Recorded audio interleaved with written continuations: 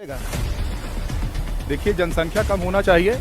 आज दुनिया की सबसे बड़ा देश बनने जा रहा है जनसंख्या के मामले में भारत, और मैं मानता हूँ किसी भी देश को विकास के रास्ते से अगर गुजरना है और विकास करना है तो जनसंख्या नियंत्रण कानून बिल्कुल होना चाहिए, क्योंकि आज जितनी पाकिस्तान की आबादी है लगभग इतनी आबादी हमारे उत्तर प्रदेश अकेले की हो चुकी है। इसलिए जनसंख्या नियंत्रण कानून मेरे हिसाब से तो बहुत ठीक है।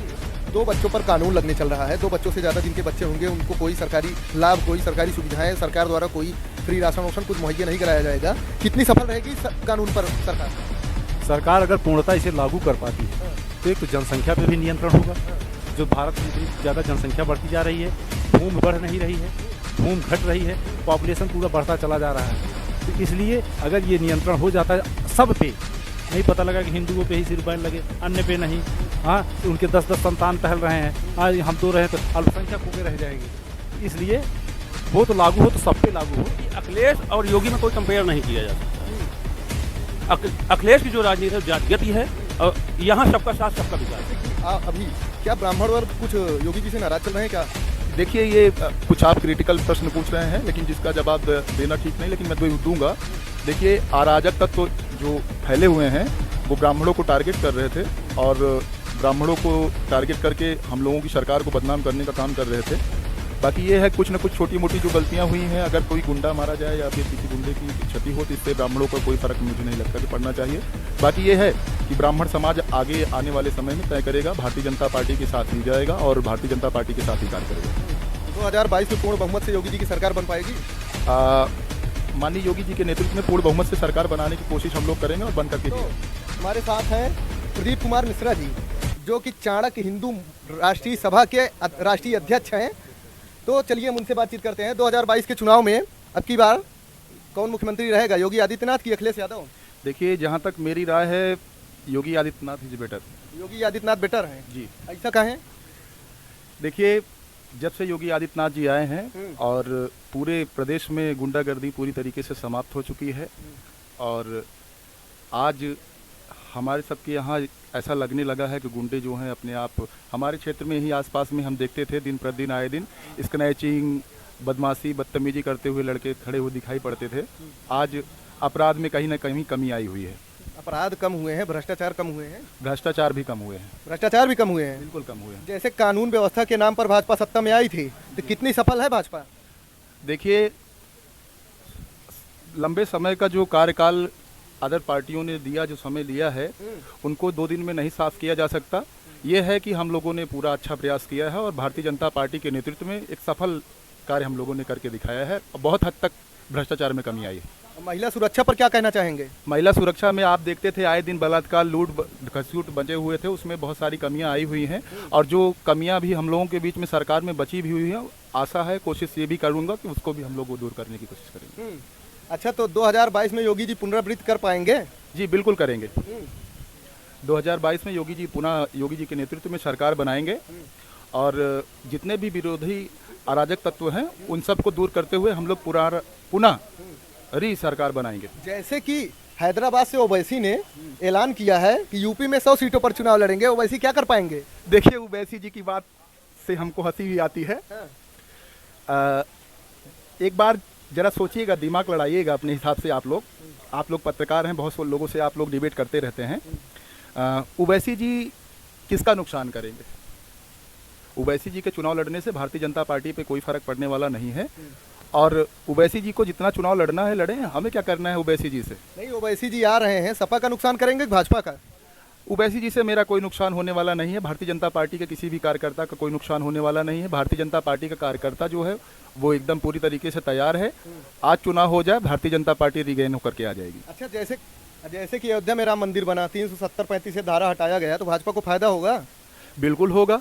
भारतीय जनता पार्टी के नेतृत्व में धारा 370 हटाई गई, और धारा 370 हटाने के बाद कश्मीर आज पूर्णतः स्वतंत्र है। बहुत पहले सरकार जो बैठी हुई, केंद्र में बैठी हुई सरकारें थीं राज्य में, उन लोगों को ये सब काम करना चाहिए था, और जिन लोगों ने नहीं किया, जिसको बहुत दिनों के बाद, बहुत कई सालों के बाद, कई वर्षों के बाद हम लोगों को करना पड़ा। माननीय नरेंद्र मोदी जी के नेतृत्व में जो भी कार्य हुआ बहुत अच्छा हुआ। राम मंदिर की रही बात, राम मंदिर हमारा जन्म सिद्ध अधिकार है। भगवान रामचंद्र जी हमारे पूर्वज हैं, उनको वहाँ पर मंदिर बननी चाहिए।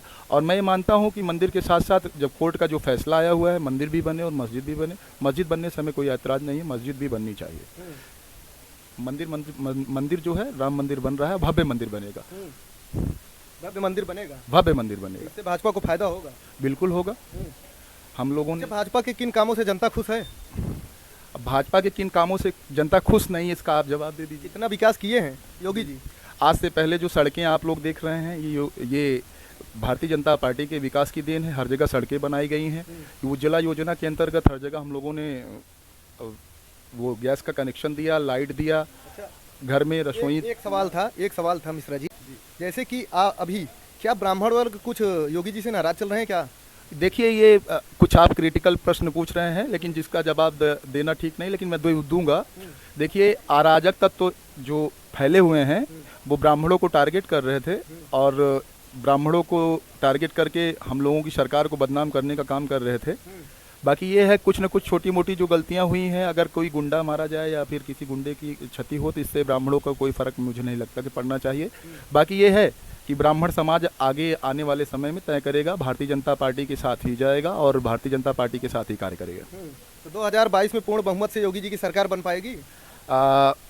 माननीय योगी जी के नेतृत्व में पूर्ण बहुमत से सरकार बनाने की कोशिश हम लोग करेंगे और बन करके भी आएगी। सरकार ठीक ठाक चल रही है और गरीब जनताओं को भी सुनवाई हो रही, राशन भी मिल रहे हैं, सारी चीज़ें सुविधा प्राप्त है। गरीब जनता की सुनवाई हो रही है? जी जी। हाँ। और कानून व्यवस्था कितनी सफल है? कानून व्यवस्था भी काफ़ी ठीक है। जी, सफल है जी। जैसे कि अयोध्या में राम मंदिर बना और 370 धारा हटाया गया, तो भाजपा को फायदा होगा? जी जी। 2022 में योगी जी आएंगे? जी जी। हाँ जी। और कोरोना काल में कितनी सुविधाएं जनता तक पहुंच पाई हैं? इसमें तो काफ़ी सुविधाएं पहुंच पाई हैं। लॉकडाउन भी लगा था, वो मास्क सब लगा के इधर उधर अपना हाट बाजार करते थे लोग और राशन वासन फ्री मिलता था। हाँ, सरकार की व्यवस्था ठीक थी। सरकार की व्यवस्था ठीक थी। चलिए भैया जी, एक सवाल आपसे हमारा रह गया था, महंगाई के मुद्दे पर क्या कहना चाहेंगे? महंगाई के मुद्दे पर अब सरकार है, इससे पहले भी महंगाई हुई है, ऐसा नहीं है। सरकार चलाने के लिए जो भी जरूरी बातें हैं वो सब चीज़ें किया जाएगा। और महंगाई के मुद्दे पे भी मैं आपसे एक बात स्पष्ट कहना चाहूँगा कि जब देश आज़ाद हुआ था तो एक 10 पैसा 5 पैसा चलता था। आज देश आज़ाद हुए 60-70 साल हो गया है। महंगाई कोई इतना बड़ा इशू नहीं है। महंगाई इशू नहीं है। और जैसे कि योगी जी बोले थे 2 करोड़ युवाओं को रोजगार देंगे, नौकरियां देंगे, कितने युवाओं को रोजगार नौकरियां दिए हैं? देखिए, कुछ लोगों को दिया भी गया है, जो लोग नहीं बच गए हैं वो अगले सत्र में दिया जाएगा। एक साथ ही सब लोगों को नहीं दिया जाता है। और लेकिन ये है कि जितना प्रयास हो सकता है ज़्यादा से ज़्यादा कार्य किया जाएगा और युवाओं को रोजगार की आवश्यकता है, रहनी भी चाहिए, दिया भी जाएगा। हम लोगों का पूरा प्रयास रहेगा कि युवाओं को रोजगार मिले। क्या रोजगार के मुद्दे से 2022 में कोई इफेक्ट पड़ेगा? बिल्कुल पड़ना चाहिए। युवा ही तो भारत की शान है। तो युवा पलट नहीं देंगे तक थी? नहीं, ऐसा कुछ नहीं है। युवा समझदार हो चुका है, पढ़ा लिखा है, वर्ग है, सब जान रहा है। युवाओं को पता है अच्छी तरीके से कि हमारा हित किस में है और हमारा अनहित किस में है। तो जिनका अनहित जहाँ समझ में आएगा, हित जहाँ समझ में आएगा, वो अपने आप उसको। हाँ, अगली बार योगी जी की सरकार बनाएंगे? बिल्कुल बिल्कुल। चलिए, एक दादाजी और हैं, चलिए भैया से पूछते हैं कि 2 बच्चों वाला कानून कितना अच्छा रहेगा? देखिए, जनसंख्या कम होना चाहिए। आज दुनिया की सबसे बड़ा देश बनने जा रहा जनसंख्या के मामले में भारत। और मैं मानता हूँ किसी भी देश को विकास के रास्ते से अगर गुजरना है और विकास करना है तो जनसंख्या नियंत्रण कानून बिल्कुल होना चाहिए। क्योंकि आज जितनी पाकिस्तान की आबादी है, लगभग इतनी आबादी हमारे उत्तर प्रदेश अकेले की हो चुकी है। इसलिए जनसंख्या नियंत्रण कानून मेरे हिसाब से तो बहुत ठीक है। बिल्कुल। ये एनालिसिस आपके पास होगा, ये एनालिसिस मीडिया के पास भी होगा, आपके पास भी होगा, आम जनमानस के पास भी होगा। हम तो जनता से राय लेने के लिए, जनता की राय लेने के लिए निकले हैं। तो जनता के पास क्या क्या पहुंचा है? जनता के पास टीकाकरण में आप देख लीजिए क्या क्या पहुंचा है। टीकाकरण संपूर्ण भारत में उत्तर प्रदेश एक पहला राज्य है जहां पर टीकाकरण की सबसे अधिक व्यवस्था की गई और सबसे अधिक टीकाकरण हुआ है। तो शिक्षा के स्वास्थ्य के विभाग, स्वास्थ्य में सुधार हुआ है? बिल्कुल सुधार हुआ है। जैसे कानून व्यवस्था को लेकर सरकार सत्ता में आई थी, कानून व्यवस्था कितनी सुधरी है? कानून व्यवस्था के परिप्रेक्ष्य में जो आप हमसे पूछ रहे हैं, कानून व्यवस्था अपने स्थान पर मुलायम या कि मायावती की अपेक्षा बहुत सुदृढ़ है और व्यवस्थित है। योगी राज में योगी जी का जो संकल्प था कि जो दहशतगर्द हैं, जो आपराधिक किस्म के लोग हैं, उनके ऊपर कार्रवाई की जाएगी और पूर्ण रूप से कार्रवाई हो रही है। आप इसे देखिए। योगी जी कहते हैं ठोक देंगे, तो अखिलेश जी कहते हैं हमारी सरकार बनने के बाद हम उस पर जांच करेंगे। देखिए, अखिलेश और योगी में कोई कंपेयर नहीं किया जा सकता है। अखिलेश की जो राजनीति है वो जातिगत ही है और यहाँ सबका साथ सबका विकास है। यहाँ सबका साथ सबका विकास है। महिला सुरक्षा पर कितनी सुधरी है? और रही बात महिला सुरक्षा की, महिला सुरक्षा में आप देख सकते हैं, और जो भी है महिला सुरक्षा के संबंध में जो आप बातें कर रहे हैं, पूर्ण रूप से उसके लिए आप देखिए जो है एंटी रोमियो ग्रुप बनाया गया हुआ है और पूर्ण रूप से सुरक्षित महिलाएं अपना शिक्षा ले रही हैं, बेफिक्र निकल रही हैं, न किसी का भय है न कुछ है, सारी व्यवस्थाएं ठीक ठाक। अब की बार 2022 में योगी जी पुनरावृत्ति 100%। हाँ, बदलाव की तो विपक्ष होता ही है कि, लेकिन कार्य अच्छे हैं, आम जनता तक इनकी सुविधाएं पहुंची हुई हैं, जैसे शौचालय, राशन, आवास, हाँ, ये इसे कोरोना काल में अंतिम पायदान तक पहुंचा है। हाँ, इससे जनता के में योगी जी के प्रति विश्वास बढ़ा है। अब कोरोना काल में कितनी सुविधाएं पहुंच पाई हैं? बहुत अच्छी सुविधाएं मिली। विकास किए हैं योगी जी? विकास तो कोरोना काल में कुछ ठप था। कोरोना काल में जो आपदा थी, पूरे देश पे, पूरे विश्व में आपदा थी, इसलिए विकास कार्य तो नहीं हो पाया कोरोना काल में, लेकिन अन्य जितने कार्य, जितनी सुविधाएं उस समय मिलनी चाहिए, उतनी जनता तक पहुंची। फिर बना 370 धारा हटी, इससे भाजपा को फायदा होगा? तो निश्चित होगा, यही तो इनका एक मुद्दा था। अच्छा, जैसे ओवैसी को सब बताते हैं कि भाजपा की बी टीम है, क्या सही है?